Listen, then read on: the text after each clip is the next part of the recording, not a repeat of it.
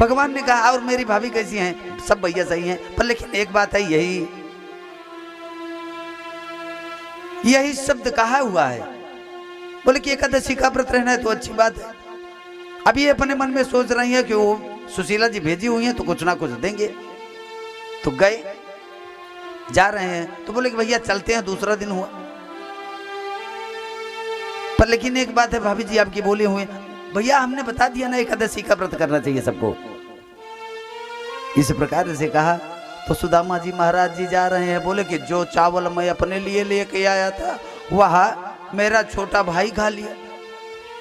अब बताओ, ऐसी स्थिति हुई। और जब गए अपने सुदामापुरी में तो 3 तल्ले का मकान हो गया। और 3 तल्ले का मकान महाराज जिनका हो जाता है, जैसे दीनता में जो रहते हैं और अचानक में प्रभु जी कृपा जब कर देते हैं तो पहले तो जब दीनता रहती है तो क्या कहते हैं स्वामी जी को, क्या कर रहे थे अब तक, क्या कर रहे थे, वहां नहीं गए, इधर आओ, वैसा करो, ऐसा करो, सब कुछ कहते रहते हैं। और महाराज जब 3 तल्ले 5 तल्ले का मकान बन जाता है ना तो घूंघट इतना बड़ा सा हो जाता है, इतना बड़ा घूंघट हो जाता है। तो कहती हैं अरे स्वामी जी, हाँ अरे इधर आओ, अरे इधर तो आओ। बोलो भक्तवत्सल भगवान की। सुदामा जी महाराज, भगवान श्री कृष्ण, रुक्मिणी जी सब आ रही है, कोट शाह आशीर्वचन। तो आए तो देखते हैं वहां पर मड़ैया के स्थान पर, झोपड़ी के स्थान पर महल बना हुआ है। और सुदामा जी की पत्नी जी सुशीला जी कह रहे हैं स्वामी जी आइए। तो बोले कि अब ये भौचक्का गए हैं, बिल्कुल विवेक काम नहीं कर रहा है। आई भागती हुई, बोले कि आप मुझे पहचान नहीं रहे हो? बोले कि अरे देवी आप, बोले कि यहाँ कैसे झोपड़ी? बोले कि सब ये प्रभु जी की कृपा है। बोलो भक्तवत्सल भगवान की। अगर आप नहीं गए होते तो शायद है कि आप वैसे के वैसे बने रहते। अब भगवान श्री कृष्ण ने ज्ञानोपदेश दे करके बद्री विशाल धाम भेजा। किनको? उद्धव को। और इधर यदुवंशी मदिरा को पी करके उन्मत्त हो रहे थे, आपस में मारामारी करने लगे। उस गृह युद्ध में चतुः पंचाह विशेषता, 4 और 5 शेष बचे, बाकी सब यदुवंशी नष्ट हो गए।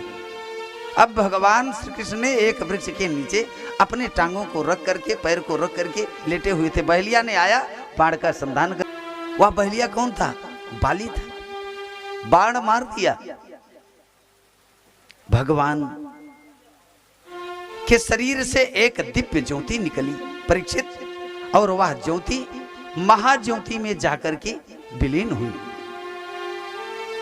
और जिस समय भगवान श्री कृष्ण साकेत लोक को जाने वाले थे, उस समय उद्धव जी से कहा आप जाइए उद्धव जी बद्री विशाल, और दारू तू बहुत जल्दी चला जाए। कहा? द्वारिका। आज के 7वें दिन द्वारिका जलमग्न हो जाएगी, जल में डूब जाएगी।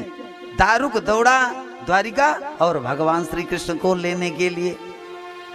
आकाश में खड़े देवता प्रतीक्षा कर रहे थे, प्रसून वृष्टि कर रहे हैं, प्रसून वृष्टि कर रहे हैं। आइए प्रभु आइए, मैं अगवानी लेने के लिए, अगवानी करने के लिए मैं आ गया। तो प्यारे परीक्षित, जो भी जीव यहां पर आया है सबको वही जाना है, सबको वही जाना है। देखिए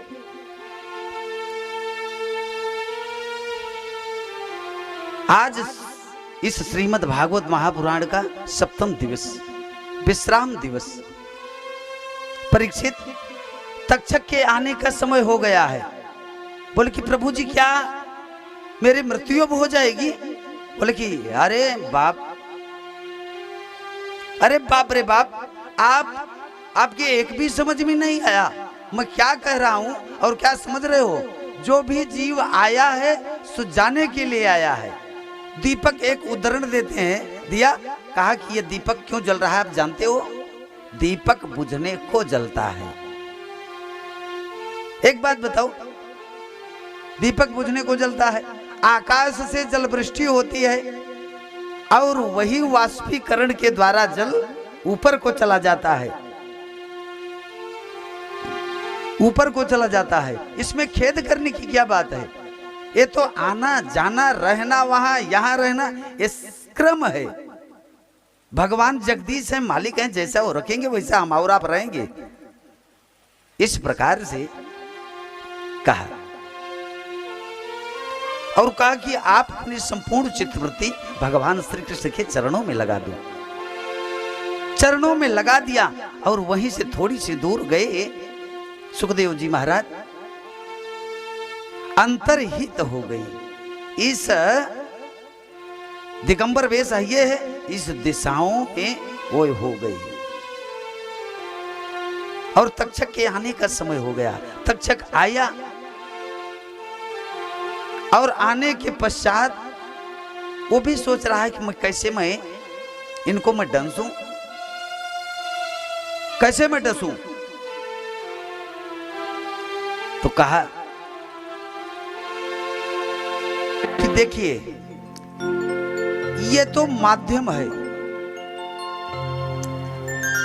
किसी की भी मृत्यु हो तो उसको काल ही, समय ही खाता है। मानो वो सर्प नहीं था, वो समय था। समय आया और जैसे स्पर्श किया वैसे धू करके राख का ढेर हो गई। परीक्षित के पुत्र जन्मेजयाद सर्पेष्ट यज्ञ किए, उसमें समस्त सर्पों को स्वाहा कर दिया, कर देने का क्रम लगाया। श्री सूत जी महाराज जी कहते हैं, सूत जी महाराज जी कहते हैं, सौनकाद ऋषियों जब इस प्रकार से किया तो आकाशवाणी हुई। कहा कि देखिए आपके पिता की मृत्यु का कारण सर्प नहीं है, समय है। उनका समय पूर्ण हो गया, वो यहां से चले गए। अब आप लोग सर्प को ही दोषी ठहरा रहे हो। समस्त सर्पों की आहुति देने लगे। जो सर्प डसा हुआ था देवराज इंद्र के सिंहासन में जाकर के लिपटा। भृगु आज ही ऋषियों से पूछा, बोले कि सब सर्प समाप्त हो गए? बोले कि नहीं, जो सर्प आपके पिता को डंसा हुआ है वो जाकर के देवराज, बोले कि देवराज इंद्र समेत स्वाहा कर दीजिए। आकाशवाणी हो गई। इसमें विचार नहीं करना चाहिए। जो भी जीव आया है सो जाने के लिए आया है और दिव्य जीवी बन जाता है तो सबको प्रणाम करना चाहिए। मार्कंडेय जी महाराज जी की आयु कम थी, बाबा शिव जी को प्रणाम करने के कारण से वह दीर्घ जीवी बन गए। तो यह भागवत प्रणाम का ग्रंथ है। मैं आप लोगों से मैं कहना चाहूंगा कि आप लोगों ने बहुत समय दिया और आज आप लोगों का मैं बहुत समय भी लिया, इसलिए कि प्रसंग बहुत पीछे रहा, इसलिए मैंने आप लोगों का समय लिया। और